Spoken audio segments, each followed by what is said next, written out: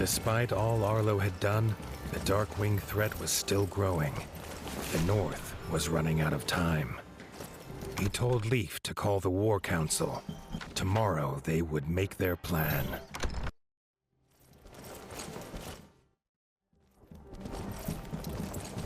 Arlo could not sleep a whisker.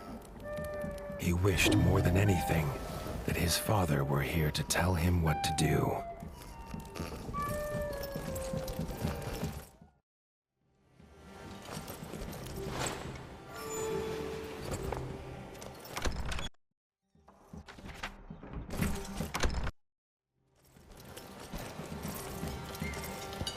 The nervous chatter silenced at Arlo's entrance. He did not sweeten the truth. The Darkwing numbers grew. They would return, and Winter's Edge could not stop them alone. He called Robin forward. Arlo was raised on tales of how the North could not rely on Southern kings. But he was desperate. The Ranger was sure King Reggie would prove different. Ordering the council to prepare for war, they set course for the Crimson Keep.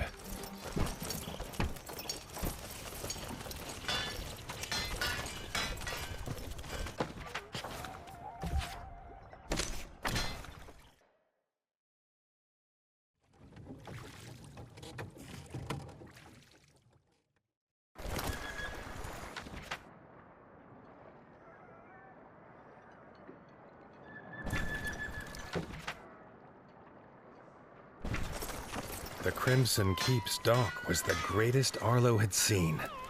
Robin explained it was built by master craftsmoles. He laughed, telling Arlo how ratfolk believed their king paid them by fighting huge warrior moles in an underground arena.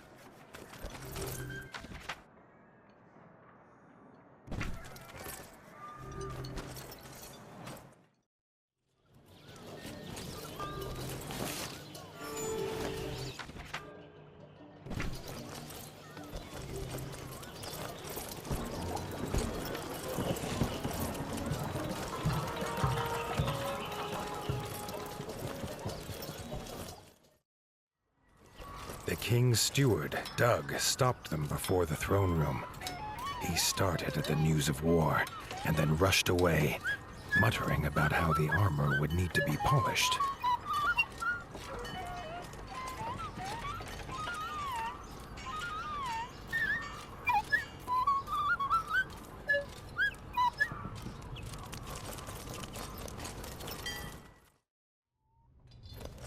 Dennis, the king's brother, was also curious to see this northerner. Dennis missed war. He could plainly see by Arlo's expression that was the warden's task. He hoped they could fight together someday.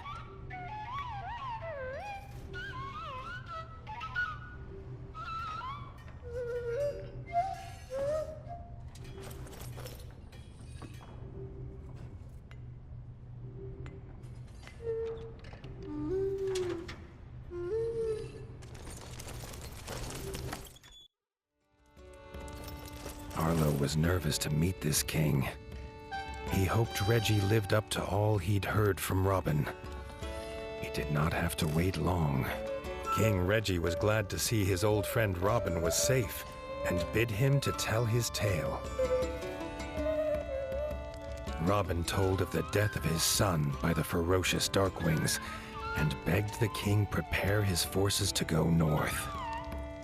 Reggie was sad at the loss of Little John, but said that was not reason enough for the South to join a northern war. The king wished them well and turned to go. Arlo stepped forward, asking what the king would do when there was no Winter's Edge to shield the South. If they sent no help now, the Darkwings would not stop at their borders. Reggie listened to Arlo tell his tale. It brought back terrible memories of a father lost and a land left in ruin. A tale not unlike this young warden's. He held out his paw in friendship. King and warden, united, could stop any foe. The southern ratfolk would not simply leave the warmth of their homes for frozen lands they had never seen. A trial by combat would prove his worth. Arlo agreed. He would do whatever it took.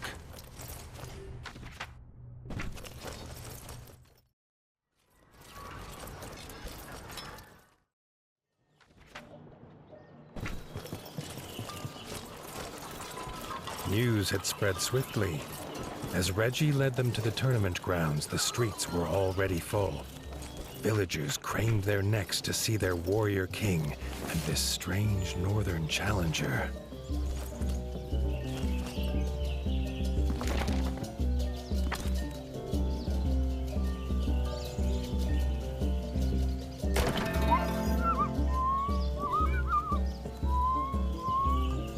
Doug was an unlikely opponent for the first round. His small stature made it hard for him to wield a sword. When it came to fighting for his king, Doug stood 10 paws tall.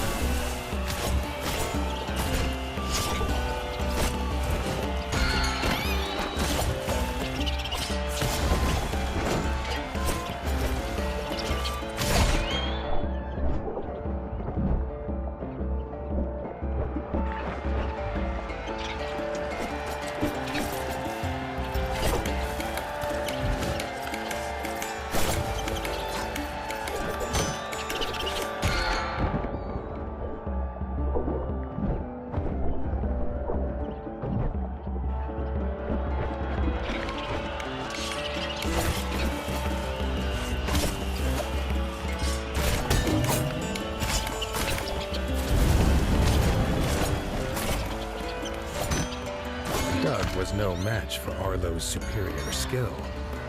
Reggie could already see this would be a tournament that they would speak of through the ages.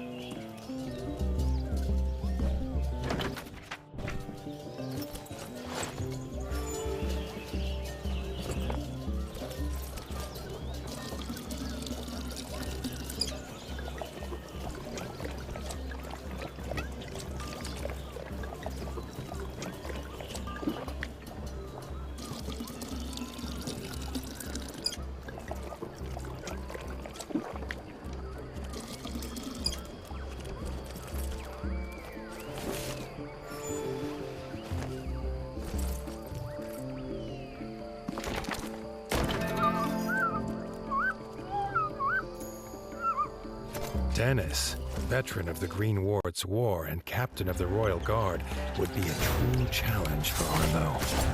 The crowd's cheers for the king's brother echoed off the arena walls.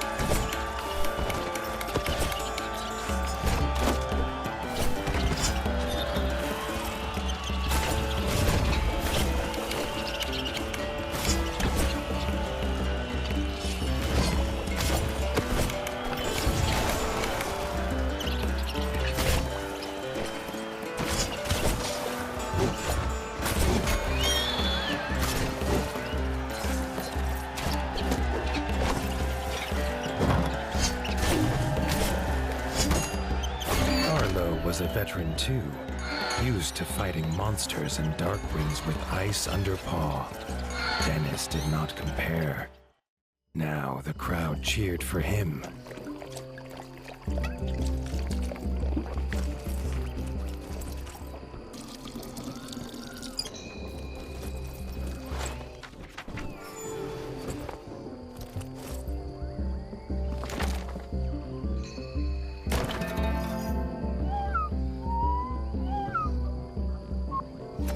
Arlo's final opponent was the king himself.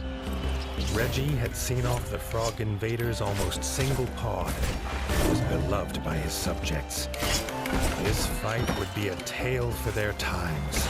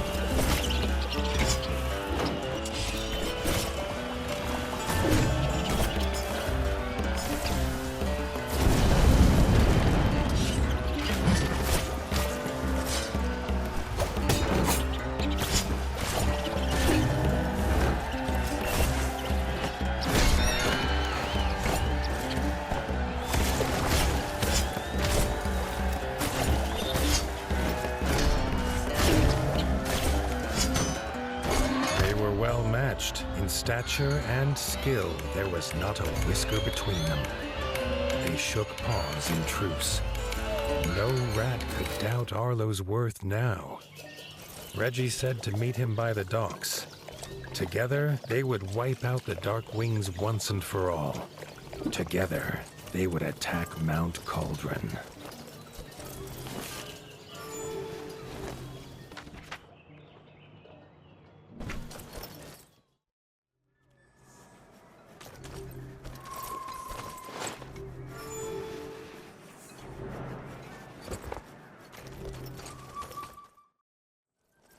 Seeing the king's forces training for battle, Arlo felt the stirrings of something he'd long thought dead in his heart. Hope. At the dock, Arlo's little heart leapt again at the strange contraption. If it was a boat or a house, he could not tell, nor why it had a giant sleeping fuzzlebug atop it.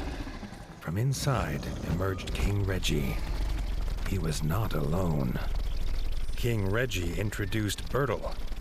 Arlo felt something comforting in the turtle's presence. Bertle was proud to take the army to Mount Cauldron in his bug ship. They would make camp at Highland View, where Arlo could find them when his forces were ready. In a flap of its wings and a cloud of gas, the fuzzlebug took King Reggie and his army north. Whatever tasks Arlo had to finish, now was the time. Once the war began, there would be no turning back.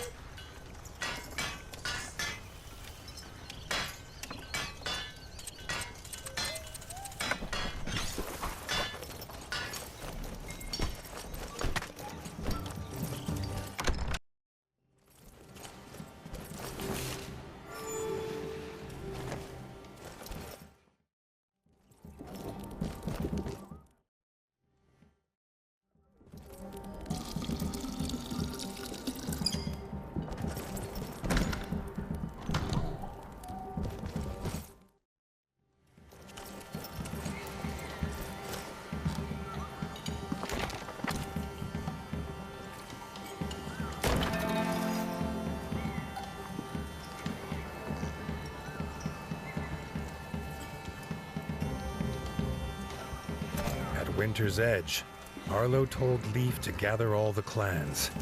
Tomorrow, they would make their war.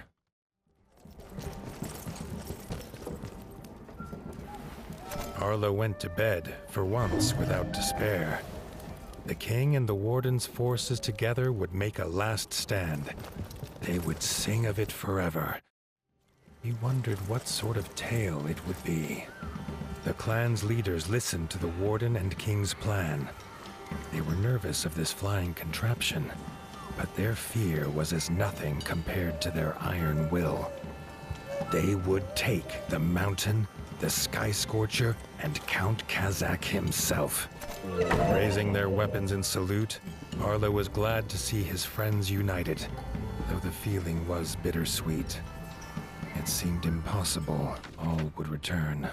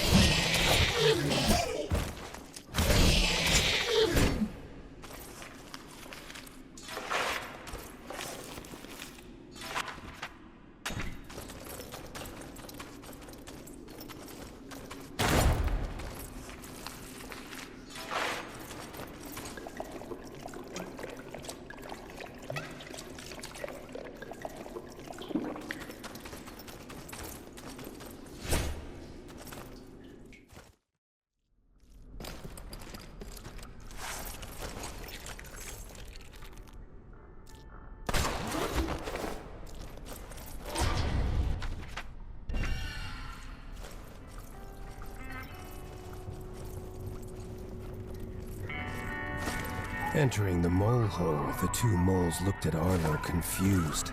They were expecting a delivery of bug burgers, but it was clear Arlo didn't have them. They offered to pay him handsomely if he could deliver them quickly.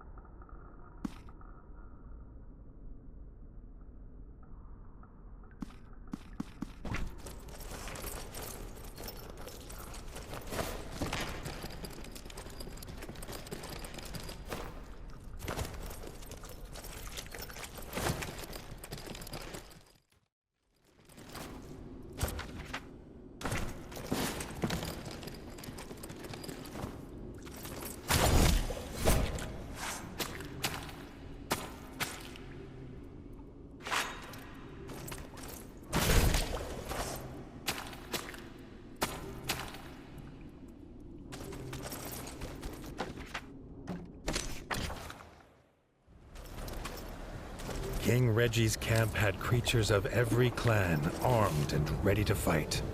At its heart, Bertle waited. Arlo felt again the sense of safety at the turtle, and took it as a good omen. Bertle bellowed the order, and they felt the ground fall away.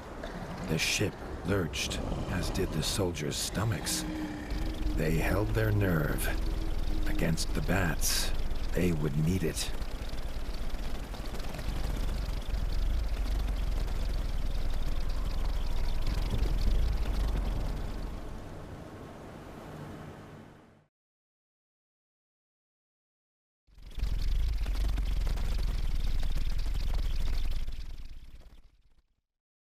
They landed with a thud. Arlo loved mountains, or had loved the thought of them in the great tales of far away. But this one he did not like at all. Its icy wind chilled more than his fur. They made hasty camp, readying themselves for the fight. Keeping busy stopped the frost from biting.